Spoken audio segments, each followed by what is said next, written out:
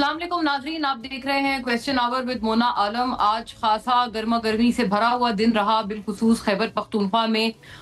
तमाम ने ये मनाजिर आप तमाम ने देखे हैं कि वो जो जब से मखसूस नशिस्तों का मामला और जो सुप्रीम कोर्ट का वर्डिक्ट आया था, जाहिर है पाकिस्तान तहरीक इंसाफ ने अपने अपनी एड़ी चोटी का हकीकतन जोर लगाया उसको रोकने के लिए।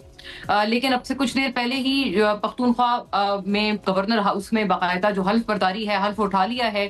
तमाम तर जो ये अरकान है, 25 अरकान हैं जिनको ये नशिस्तें मिली हैं, जो कि पीटीआई का ऑब्वियसली इसके ऊपर क्लेम था।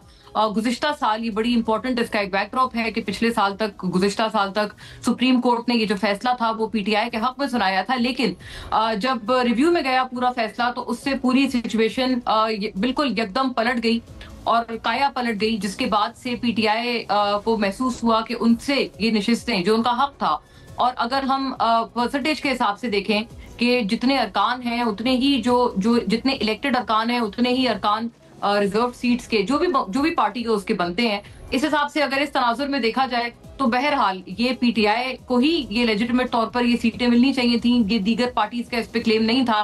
लेकिन दीगर पार्टीज कहती हैं हम क्या करें, अगर आप लोगों ने अपने इंट्रा पार्टी इलेक्शंस ठीक ना कराए और वो चीज आपके गले की हड्डी बनकर फंसी रही, और उसके बाद फिर तमाम तर मामला इलेक्शंस 2024 से लेके आज तक जो हुआ वो हुआ, तो ये आपके अपने बेसिकली गिरबान में झांकने वाली बात है।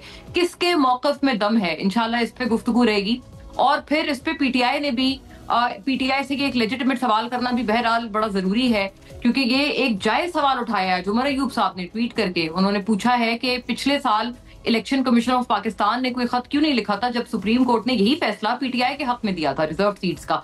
बिल्कुल मानना पड़ेगा इस बात को कि वाकईतन पिछले साल जब ऐसा फैसला सुप्रीम कोर्ट की तरफ से आया था तो पूरे मामले को, इस फैसले को अमली जामा पहनाने के गोया हिसाब से एक स्टेलमेट की सूरत हाल थी, और पीटीआई को जो फैसला उनके हक में आया था इसको अमली जामा वाकईतन नहीं पहनाया गया। क्या पार्टी की तरफ से डू मोर जो एक कहते हैं कि तकाजा है वो पूरा नहीं किया गया, या फिर ये वाकईतन जो पीटीआई के खिलाफ पूरा सिनेरियो एक बना हुआ है उसी का एक तसलसल था जिस वजह से एक फैसला उनके हक में आया लेकिन उनको नहीं मिल सका।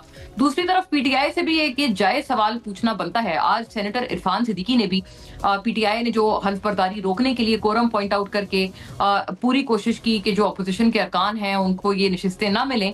अब तो बहरहाल वेदर समबडी लाइक्स इट और नॉट, लेकिन अदालती फैसलों का एहतराम करना हर आम पाकिस्तानी पर, हर शहरी पर ये पाबंदी है, और जो हुकूमत पर है उनके ऊपर तो जाहिर है ये पाबंदी और ज्यादा आयद हो जाती है।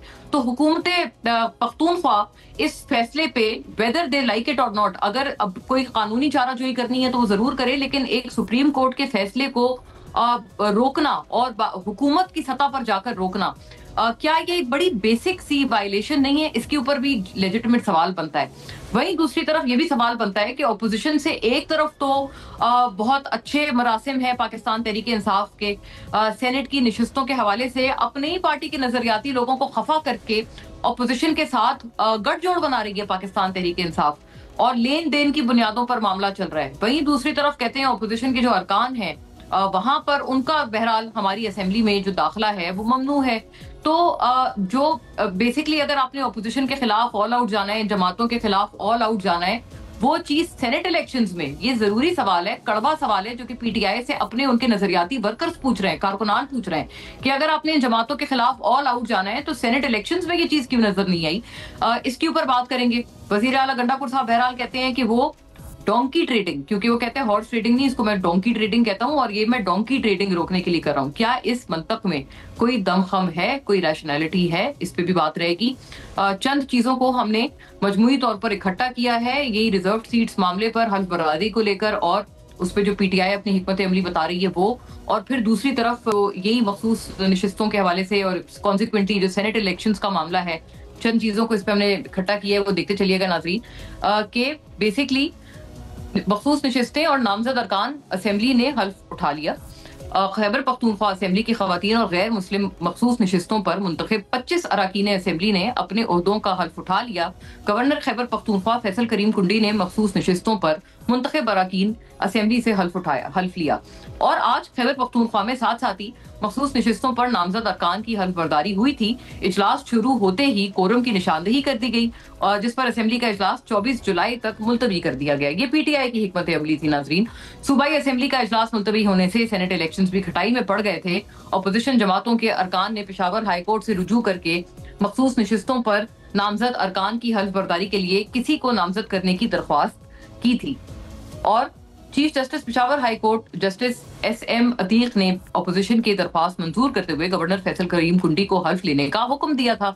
मुंतखब नुमाइंदों का हल्फ लेना आईनी हक है। तहरीक इंसाफ ने एक बार फिर जमहूरी अमल का मजाक उड़ाया। गवर्नर KP फैसल करीम कुंडी 5 और 6 के फॉर्मूले पर PTI ने रजामंदी जाहिर की थी। अब ये नाजरीन सेनेट का मामला है। उन्होंने वादा किया और फिर पूरा नहीं किया। ये फॉर्मूला पर पूरे नहीं उतरे। अब कोशिश करेंगे 6 से 7 सेनेटर्स बनाए गवर्नर खैबर पख्तूनख्वा फैसल करीम कुंडी। और दूसरी जानिब जराये के मुताबिक वजीर आला अली अमीन गंडापुर ने मखसूस नशिस्तों की हल्फ बर्दारी के खिलाफ कल पेशावर हाई कोर्ट में पिटीशन दायर करने का भी फैसला किया है। कल तहरीक इंसाफ की जानिब से सेनेट इंतखाबात के लिए उम्मीदवारों की फहरिस्त भी जारी की गई थी।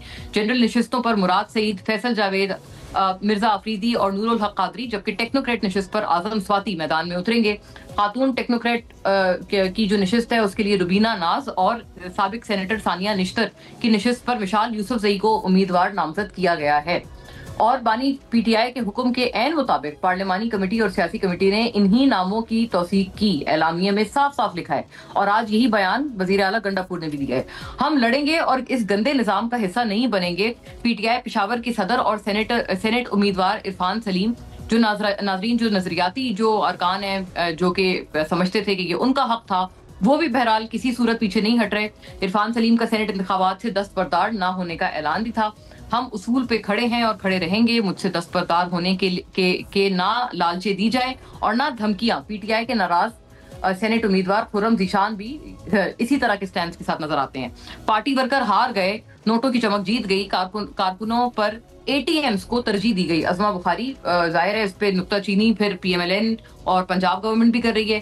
सेनेट इलेक्शन में नाराज उम्मीदवारों के खिलाफ कार्रवाई की जाएगी। हॉर्स ट्रेडिंग को डोंकी ट्रेडिंग कहता हूँ, फैसला किया है सेनेट में खरीदो फरोख्त नहीं होनी चाहिए। तो इससे ये अखज़ किया जाए कि वजीर आला गंडापुर साहब जो हैं वो अपने ही जो पार्टी के जो नाराज अरकान हैं और जो कहते हैं कि इन नशिस्तों पे उनका हक था, उनके खिलाफ बाकायदा कार्रवाई भी करने के अंदिया दे रहे हैं।